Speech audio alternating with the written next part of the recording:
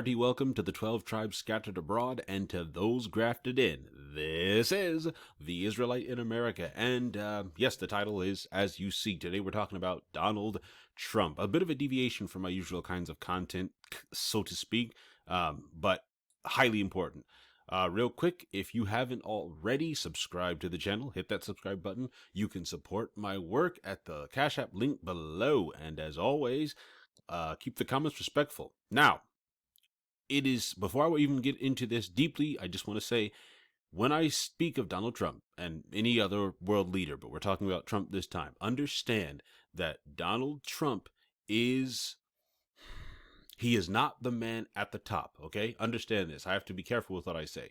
He is not the top man, even though he seems like the top man. Donald Trump is not the top man.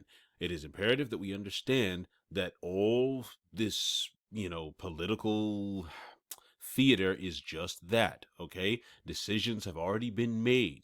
There people like Donald Trump and other such faces are just faces to implement said decisions, okay? So it's important that we understand that. Having said that, let's get into this. So, Trump says he deport this. Excuse, I will link all the articles below. Apologies. All the articles that I read from will be linked below. This is from ABC News. Trump says he deport U.S. citizens convicted of crimes in a heartbeat if legal. Okay. Now, you guys, some of your immediate thoughts may be, well, Israelite, what does this have to do with us? Right? Well, I'm not a criminal, right? My family isn't a criminal, and we aren't illegal. Understand that this, well, let me not get ahead of myself. I'm going to paint you the picture here because I know some of you know what's going on instantly off the bat. Others, not so much. Also, I do want to say, this is not me prophesying or anything of the sort. This is my opinion. This is my opinion based on what I am seeing and how these people operate. So that's important. All right. Now, Trump says he deport U.S. citizens convicted of crimes in a heartbeat if legal. So not illegals. We're talking U.S. citizens. Guatemala City, Guatemala. Secretary of State Marco Rubio said Tuesday that the Trump administration would have to make a decision on whether to pursue El Salvadorian President Nayib Bukele's, or I'm not sure how you pronounce that, offer to accept convicted American criminals and U.S. permanent residents in the Central American country's prisons, and President Donald Trump suggested, if legal, he'd do it in a heartbeat. For those of you that don't know, just a little bit of backstory, the president of El Salvador was like, hey, yeah, we'll take these criminals off your hands, President Donald Trump. Sure, we'll house them in our prisons. Unprecedented. Never happened before. Never. You have to open your eyes to see what is being set up here. Let's move on. I'm going to try to be quick with this video. There are obvious legalities involved. We have a constitution, do we? We have all sorts of things, but it's a very generous offer, Rubio said during a news conference in Costa Rica on Tuesday. No one's ever made an offer like that. No, it's unprecedented. To outsource at a fraction of the cost at least some of the most dangerous and violent criminals that we have in the United States, he continued. So notice that Rubio is just the buzzwords that Rubio is using. I mean, the whole thing is buzzwords, but notice that he's saying that, he adds on the most dangerous and violent criminals, right? So the people that would be supporting this, the MAGA people, they'd be, the dangerous criminals, the murderers and the rapists, and then those people, They instantly use the specific buzzwords, to instantly get put a certain image in people's minds. Okay. And spoiler alert, something like this would not just include, quote unquote, the most dangerous and violent criminals, okay? In case you haven't guessed it. Let's continue. Trump was bullish when asked about the offer at the White House later Tuesday. These are sick people. If we could get them out of our country, we have other countries that would take them. They could, Trump told reporters. Interesting. Notice once again this word. Notice words. He's like we have other countries that would take them. So now he's not even talking about El Salvador specifically. He says other countries that would take them. Pay attention to this language, right? We're not just dealing with one country. Okay, pay attention. It's no different than a prison system, except it would be a lot less expensive, he added, and it would be a great deterrent. Send them to other countries. See, there it is again. Okay, they're saying this, or Trump is saying this on purpose. Okay, pay attention to this language. We'll have to find that out legally. I'm just saying if we had the legal right to do it, I would do it in a heartbeat, he added. I don't know if we do or not. We're looking at that right now. Yes, they do. Okay, maybe when I say yes, they do, I don't mean there's a law on paper that says you may deport criminals to another country. I'm not saying that, but yes, they do, and they can absolutely, with legal jargon, make the loopholes that they want to create in order to make this happen. Understand what is going on right now is mainly affecting, let's just say at this present moment, the illegal, let's say Hispanic population. That's who's majorly affecting right now. It is not going to stop there, in my opinion. Okay, this is my opinion. This is me, myself, I. Okay, and in fact, well, not even just me, myself, I. Some of it has started, but let's move on, because once again, people that are still thinking, well, this doesn't have anything to do with me. I'm not a criminal. I'm not this. I haven't broken the law. I'm a U.S. citizen. Blah blah blah. All the good stuff. Okay, let's move on.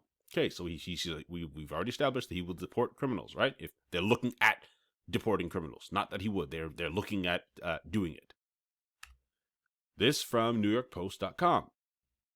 Trump orders review to identify, punish, and deport anti-Semites, including students on visas. So, and what is an anti-Semite?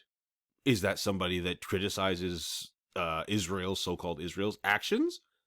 What is an anti-Semite? Is that somebody that says, I got to be careful, I don't YouTube the censors to get me. FREE, Palace, the rest of it. FREE Palace, that place? Is that an anti-Semite? Is somebody that says that? If you were overheard saying that, are you an anti-Semite? And thus are you subject to being deported? Again, this is from New York Post. I'll leave a link. All the articles will be linked. President Trump signed an executive order Wednesday. Okay, so the order is signed, this particular order, instructing federal agencies to identify all civil and criminal authorities available to combat anti-Semitism, including finding ways to deport anti-Jewish activists who violated laws. So this is something that is, this particular bill here, this is, or executive order, this is something in the works. This is something that is, no, that's not in the works. This is something that is proactively being moved forward. The order, first reported by the Post, requires agency and department leaders to provide the White House with recommendations within 60 days. Short time.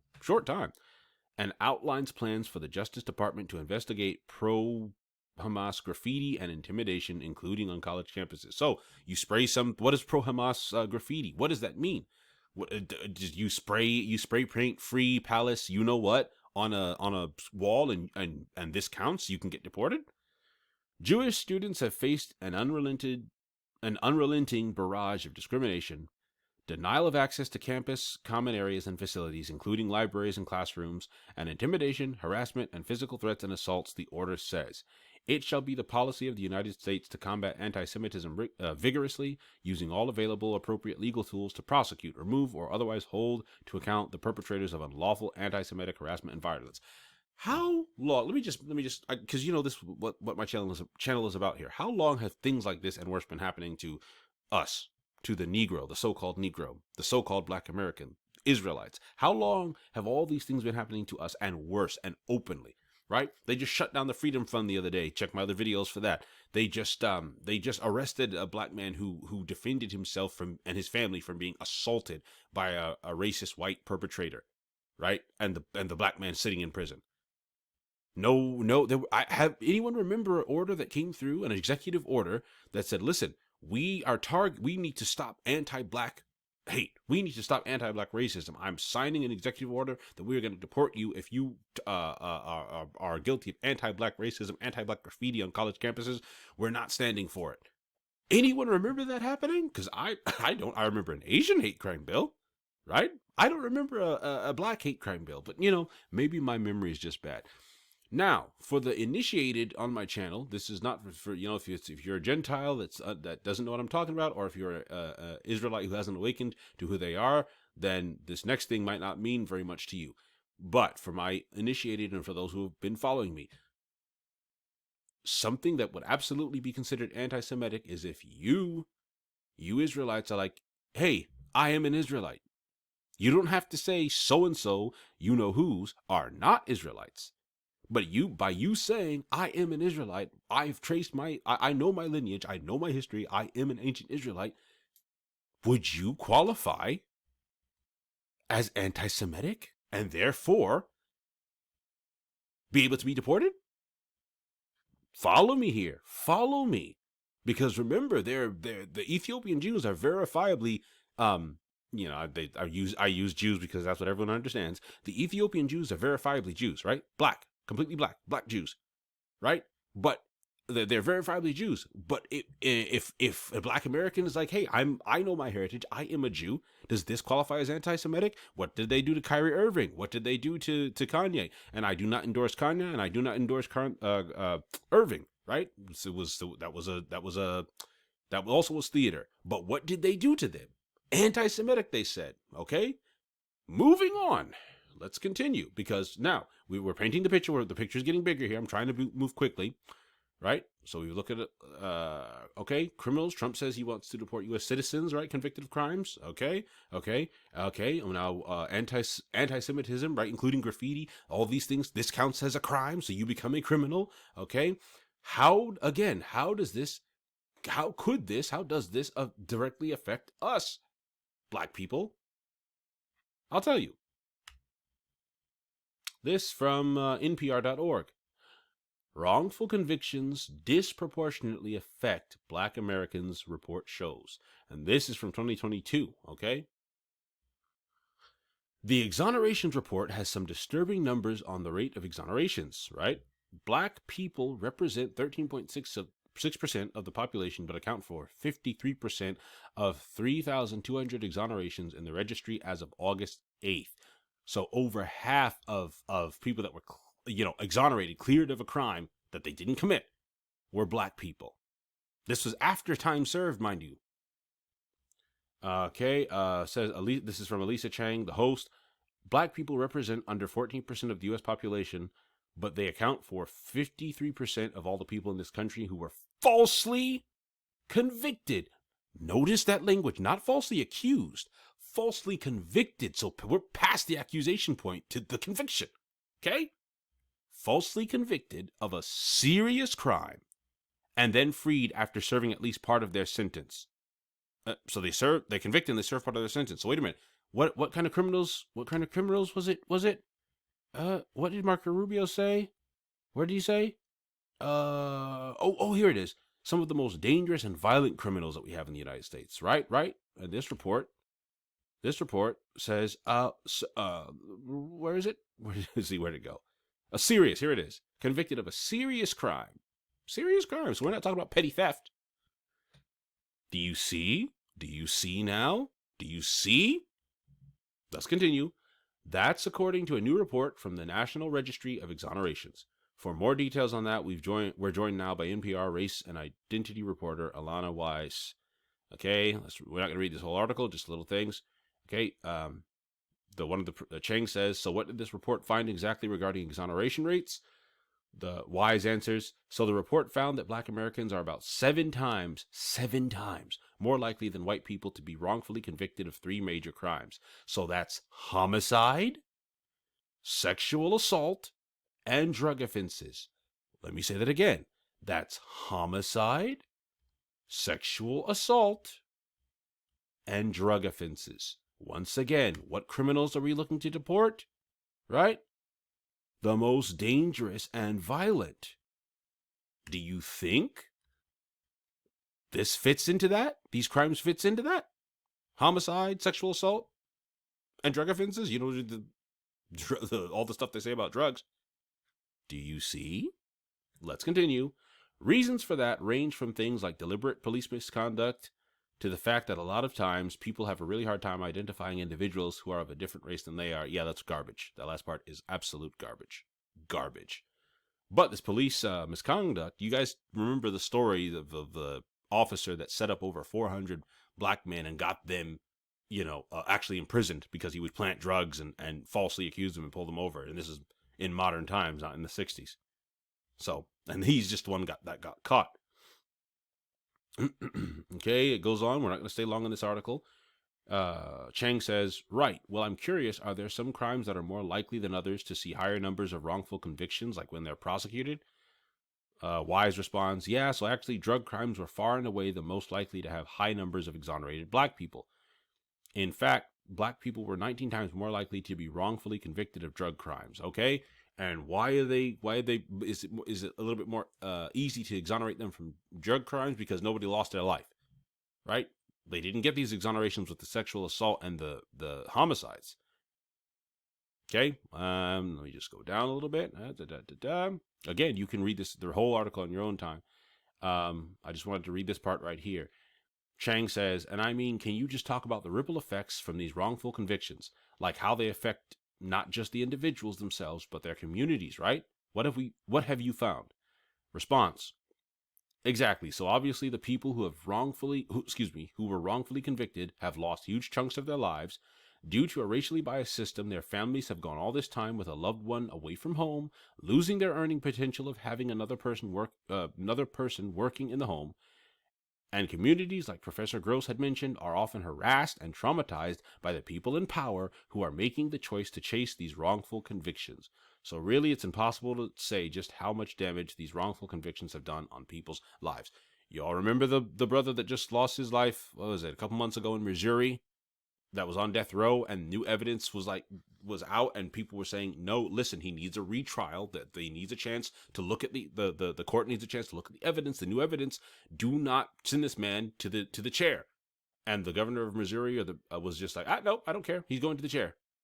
He's going to the chair. And they ended this man's life. Okay. This, how can you guys must open your eyes on this thing, okay? So now I'm showing you how such a thing could be used against us, the Negro, the Israelite, okay? Let's continue. We're going to shift gears a little bit into something else. I'm trying to paint a picture in its entirety here. This from Reuters, okay?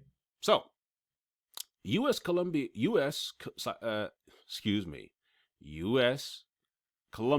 Colombia, let's just add that, reach deal on deportations. Tariff sanctions put on hold. Okay? The U.S. and Colombia pulled back from the brink of a trade war on Sunday after the White House said the South American nation had agreed to accept military aircraft carrying deported migrants. If you guys hadn't heard, I'm sure you did. Trump had sent some deported illegals, and he was going to have them land in Colombia, and Colombia was like, nope, we're not taking them. And so he threatened them with tariffs, and this is saying they backed off.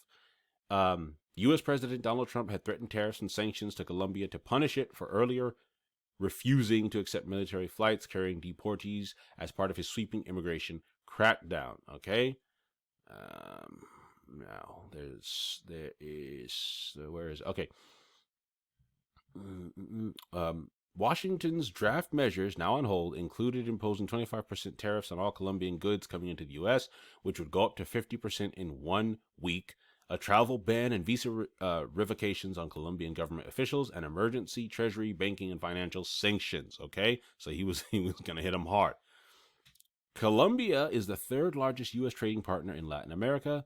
The U.S. is Colombia's largest trading partner, largely due to a 2006 free trade agreement that generated $33.8 billion in two-way trade in 2023 and a $1.6 billion U.S. trade surplus. Okay, again, getting this picture, they caved because they're reliant on the U.S. Long and the short of it, they are heavily reliant on the U.S. Colombia is, but keep in mind, Colombia is just one country.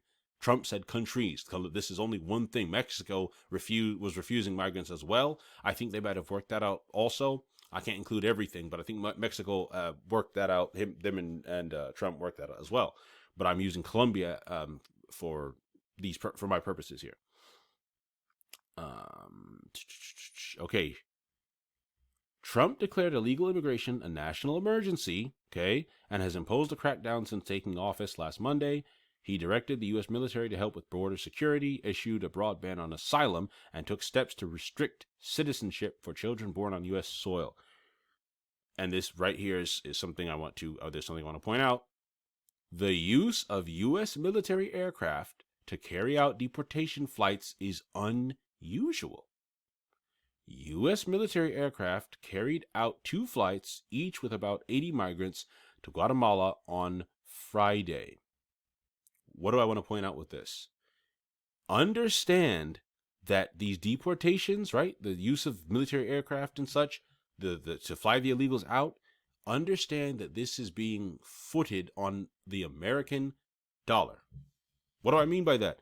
Understand that America is paying for it. America is paying to remove these people out of here. America is footing that bill to get them out, right? They're deporting them, they're kicking them out, but America is paying for it, right? Your tax dollars are paying for it if you're a citizen. Why do I say that? For a multitude of reasons, but an immediate one that comes to mind is when they're like, well, we can't afford reparations. Well, we can't afford to this, to that. Well, we can't afford, and they're sending billions to a certain country in the so-called Middle East. They're sending billions to Ukraine, and they're about to be spending millions and billions apparently deporting people. Okay, so when we set this up, right? I was again going back to the setup to the whole picture I'm painting here.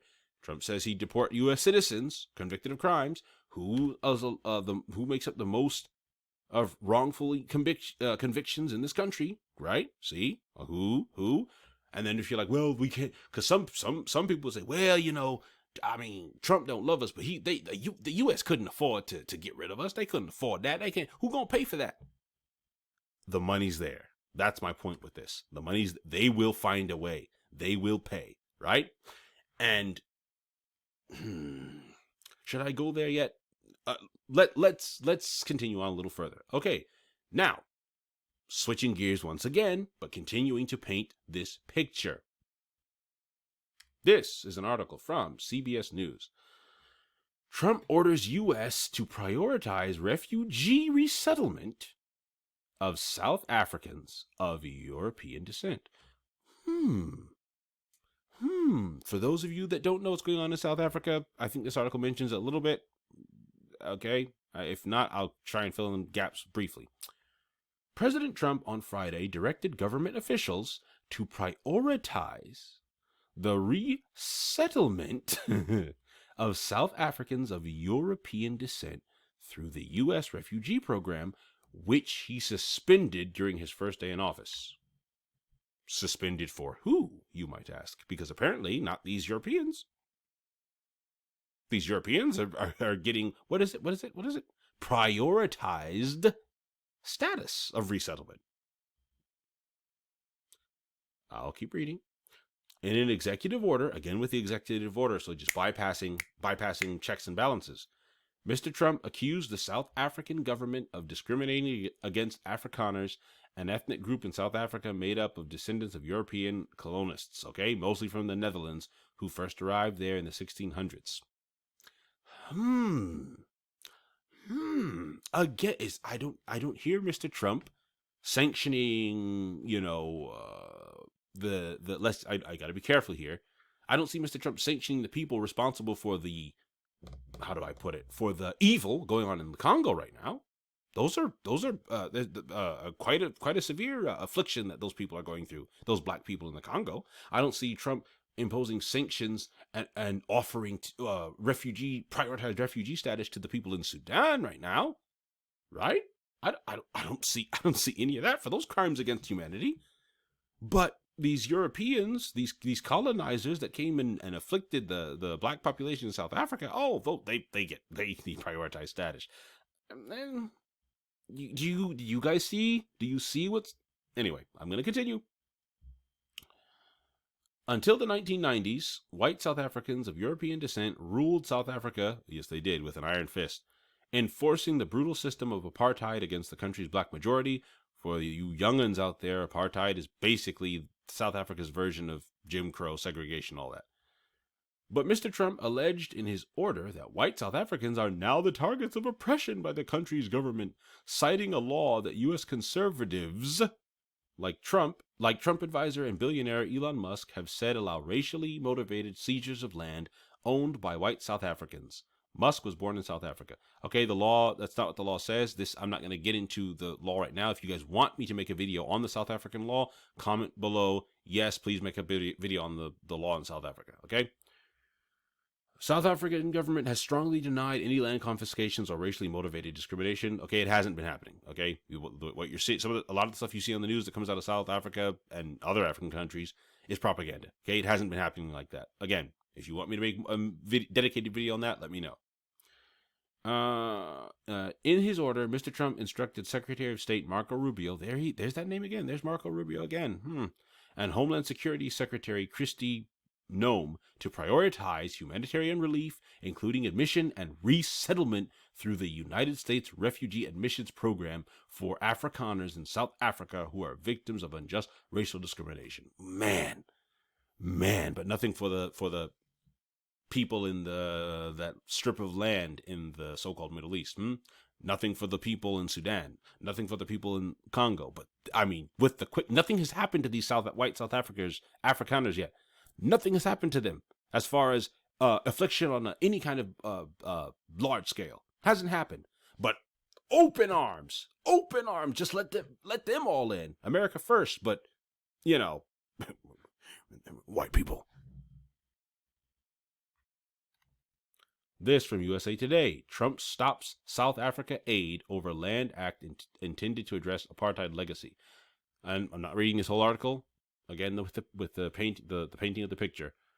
President Donald Trump on Friday signed an executive order, again with the executive orders, vowing to stop aid and assistance to South Africa over human rights violations, including a land reform act which it said discriminated against white South Africans. Okay, so just like that, he's cut aid. He stopped aid. Nothing has happened. The white South Africans have not been. The government hasn't been seizing their land, right? And Trump's like, we're stopping aid just like that, just like that. But a certain country in the Middle East going and bombing the dirt out of entire populations of people. Well, here's more money. Well, here's more weapons. Make it make sense. The order also says the U.S. will establish a plan to resettle Afrikaners, white South Africans, and their families as refugees escaping government-sponsored race-based discrimination. Oh. So interesting how fast things move when you look a certain way. You can't look like this. Things don't move when you look like this, right? Or if they move, when they finally move, there's a catch. There's a scam. There's a holdup, right?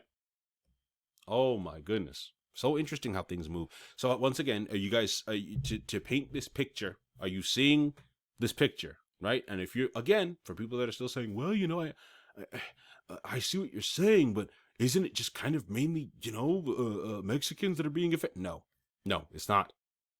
And, well, it's not Mexicans that are, let me rephrase that. It is, at this present moment, it is people of Hispanic origin / descent that are being affected the most, but they are not the only ones being affected. Understand what this is entailing. And listen, I could be wrong. Let me say this immediately.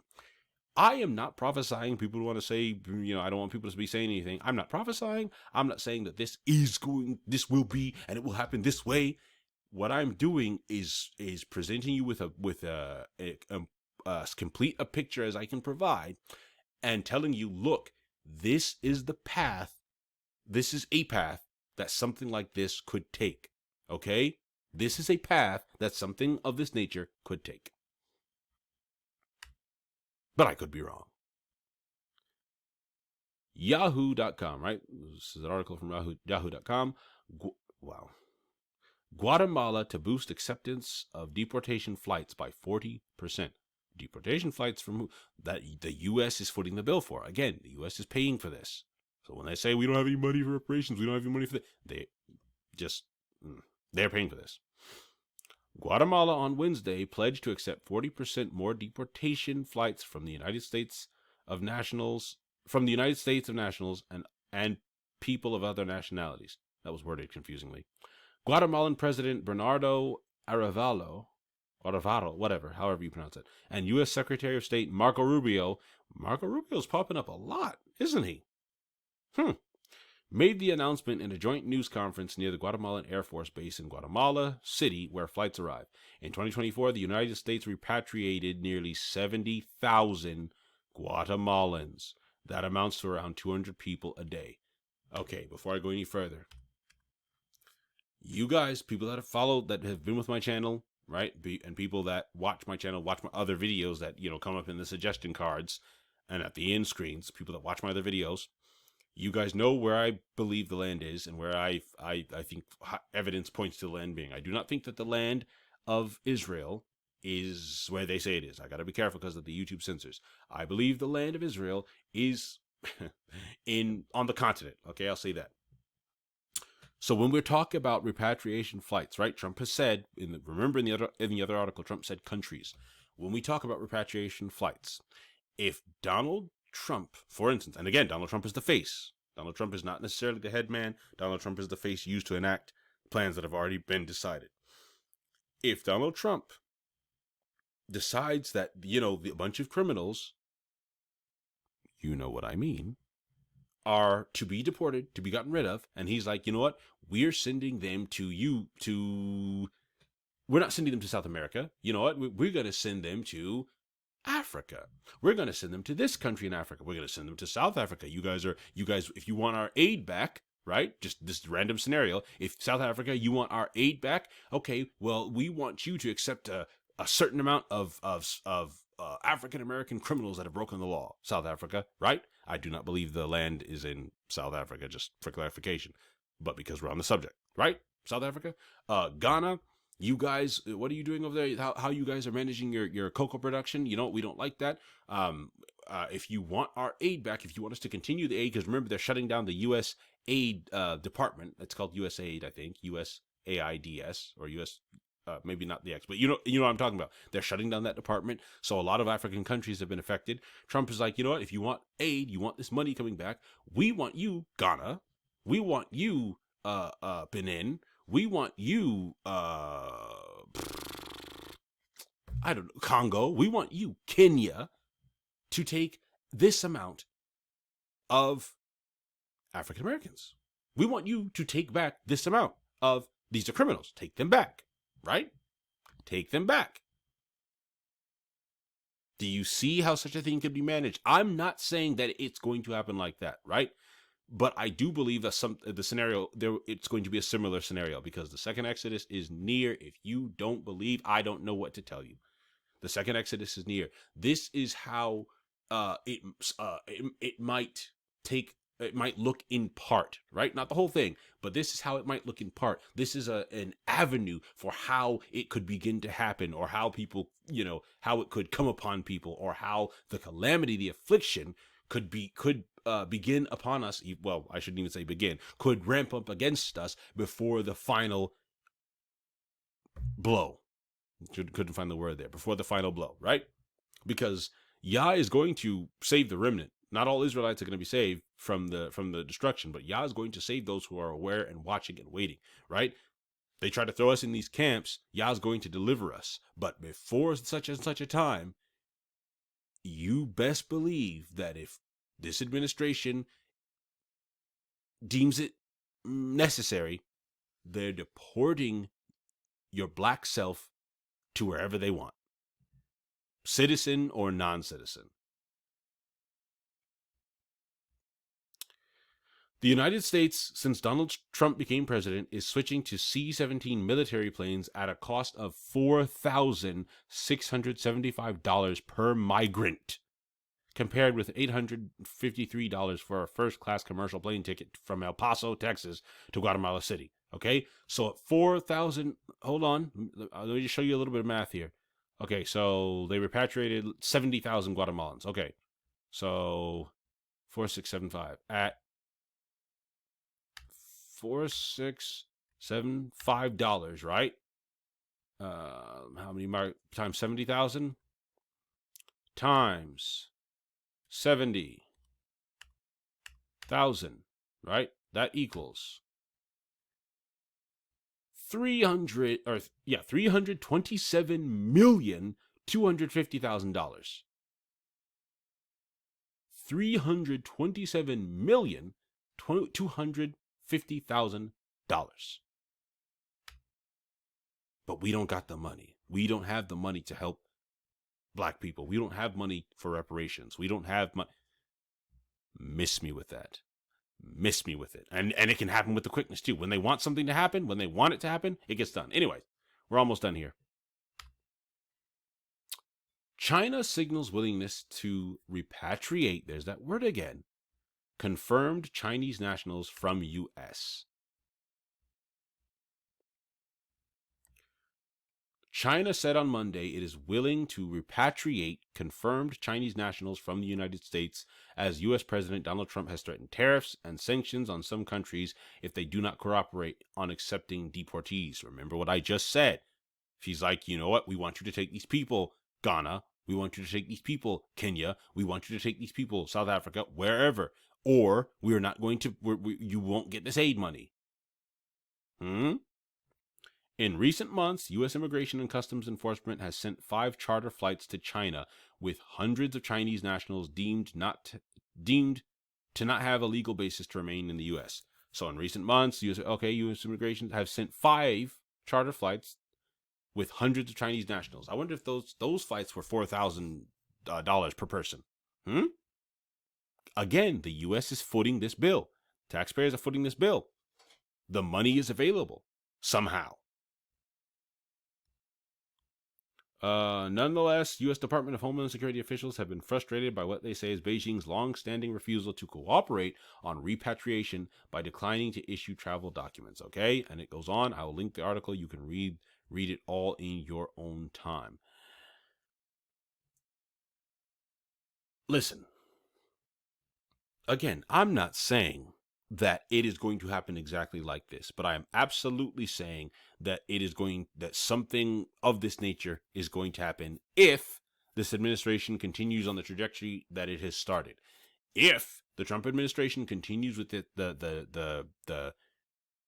deportations, with the invasions of privacy, with the military style operations that it is performing against people in this country, if it continues in the trajectory that it's going, then yes, something like this will happen. But that's my opinion, right? I, Paul, say this, and Yah does not. I speak this of myself. Something like this, if not exactly in this fashion, will happen. Okay? And we could see Trump's like, okay, get out of here. And, the Most High intervenes in some way. And he's like, maybe he's like, you know what, you guys leave. You go to the Gold Coast over here. You go to Ghana, or you go to Kenya. You go wherever you want in Africa, because you guys are African Americans. So go back to your country of origin. You know what? And don't come back here, right? You don't. Your legal status as an American citizen ceases to exist. If you come, we'll provide you with the flight. We'll pay the $4,000 per person for the flight, right? And not of our own choice, mind you. But by the strength and the will of the Most High, because remember, the Gentiles will bear us on their shoulders to the land. The Gentiles will bear us on their shoulders to the land. Okay? It's in Scripture. We might also get some kind of, reparations. Yeah. We get some kind of reparations under this. But understand, before the good comes, the bad comes. Before it gets better, it gets worse. Understand that. I am just trying to keep to make you guys aware. This has been the Israelite in America. Keep your eyes open and pay attention. I will see you guys in the next one. Be sure to watch my other videos. If you're new to the channel, subscribe. And you could donate if you are feeling nice. I'll see you guys next time. Bye-bye.